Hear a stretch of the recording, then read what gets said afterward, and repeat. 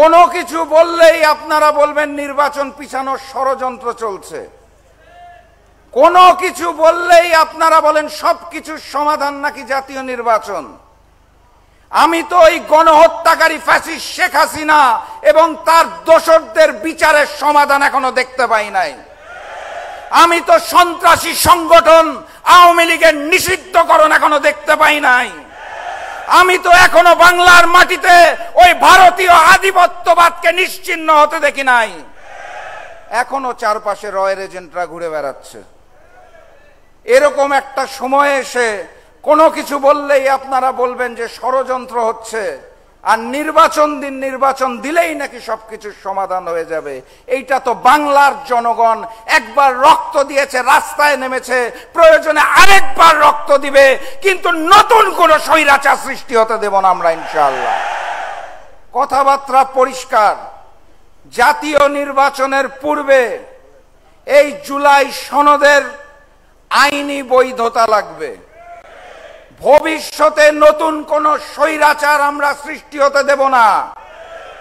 গণতান্ত্রিক পার্টি জাগপার কেন্দ্রীয় সহসভাপতি এবং মুখপাত্র সংগ্রামী নেতা জনাব ইঞ্জিনিয়ার রাশেদ প্রধান, আমি ভাই রাশেদ প্রধানকে বক্তব্য রাখার জন্য অনুরোধ করছি। বিসমিল্লাহির রহমানির রহিম। বাংলাদেশ জামায়াতে ইসলামী আয়োজিত আজকের এই জাতীয় সেমিনারের সম্মানিত সভাপতি ডক্টর সৈয়দ আব্দুল্লাহ মোহাম্মদ তাহের, মঞ্চে উপবিষ্ট বাংলাদেশ জামায়াতে ইসলামী সহ জাতীয় নেতৃবৃন্দ, আমার সামনে উপস্থিত জামায়াতে ইসলামের সর্বস্তরের নেতৃবৃন্দ, মিডিয়ার ভাইয়েরা, আসসালামু আলাইকুম। আপনারা সবাই কেমন আছেন? আলহামদুলিল্লাহ। আমি খুব একটা ভালো নাই। আমি একটু হতাশার সাথে লক্ষ্য করছি দিন দিন জুলাইকে বিক্রি করে দেওয়ার ষড়যন্ত্র চলছে। আমি অত্যন্ত হতাশার সাথে লক্ষ্য করছি শহীদ আবু সাইদকে বিক্রি করে দেওয়া শেষ। এখন শহীদ আবু সাইদের কবরে যে পোকা মাকড় পিঁপড়া আছে তাদেরকে ধরে ধরে বিক্রি করা হচ্ছে। জনগণের সিদ্ধান্তে, জনগণের গণ অভ্যুত্থানে, জনগণের বিপ্লবে যেই ফ্যাসিস্ট শেখ হাসিনা দিল্লি পালিয়ে গিয়েছিল এবং জনগণের সিদ্ধান্তে যেই অন্তর্বর্তী সরকার গঠন করা হয়েছে, সেই অন্তর্বর্তী সরকারকে দেশ পরিচালনার জন্য কোনো নির্দিষ্ট দলের মতামত মেনে নেওয়ার জন্য জনগণ মেনে নেবে না। কোন নির্দিষ্ট দলের ম্যান্ডেট পূরণ করার জন্য বাংলার জনগণ অন্তর্বর্তী সরকারকে গ্রহণ করে নাই। জুলাই ঘোষণা আমরা কম বেশি সবাই পড়েছি। আমার কাছে একটা জগা খিচুড়ির মতো লেগেছে। এই জুলাই ঘোষণাপত্র পাঠ করার জন্য 1 বছর সময় কেন লেগেছে, এটাই এখন আমাদের জাতির বিবেকের কাছে প্রশ্ন। সামনে আসতে যাচ্ছে জুলাই সনদ, যার আইনি ভিত্তি কিভাবে হবে আমরা জানি না, সাংবিধানিক ভিত্তি কি হবে আমরা জানি না। পূর্ববর্তী স্বৈরাচারের মতো আগামীতে নতুন স্বৈরাচার এসে যদি ঘোষণা করে যে জুলাই সনদকে আমরা মানি না, তখন আমরা কি করব? তার পূর্বেই, নির্বাচনের পূর্বে যেই জনগণ সিদ্ধান্ত নিয়ে শেখ হাসিনা এবং আওয়ামী লীগকে বিতাড়িত করেছিল, সেই জনগণের সিদ্ধান্তে জুলাই সনদের আইনি ভিত্তি দিতে হবে, এর কোনো বিকল্প নাই। প্রয়োজনে আপনারা একটা গণভোট দেন। গণভোট তো নতুন কোনো শব্দ নয়। শহীদ প্রেসিডেন্ট জিয়াউর রহমানের সময় হয় নাই ভোট?